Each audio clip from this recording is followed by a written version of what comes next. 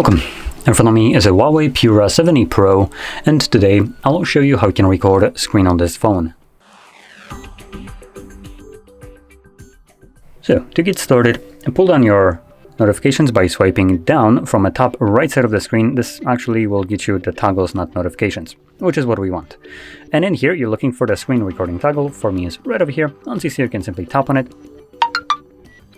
It might ask you for some kind of permissions, granted if it does, and after a moment it will automatically start recording. So whatever application you will open up right now will be recorded. Now there is a bit of a caveat to it. Not every application will allow you to be recorded, and there is nothing you can do about it. Now, anyway, to stop the recording, just interact with the timer, and this will then stop it and save it to your gallery. Now, going back to the applications that I was talking about, there are certain apps that have the unexplicit reason or ability to block features of your Android without your permission. So, as an example, one of those applications, don't know if it exists on the Huawei with their app gallery, but I assume it does, would be the Netflix app. It can just straight up block the screen recorder, and you might not be logged into it. You might not have agreed to the terms of use or anything else. You might have even flat out rejected them, but the application doesn't give a shit, and it will still block the screen recorder.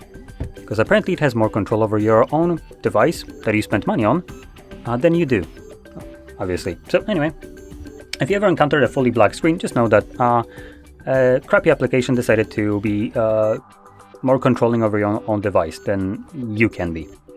Now, to view that screen recording, we're going to open up our gallery. Let's just select next and OK. And our screen recording will be visible somewhere at the front. For me, it is right over here. So there we go, that's the screen recording. Now, as you can see, it is being shown under Photos, so the tab where you will find literally everything.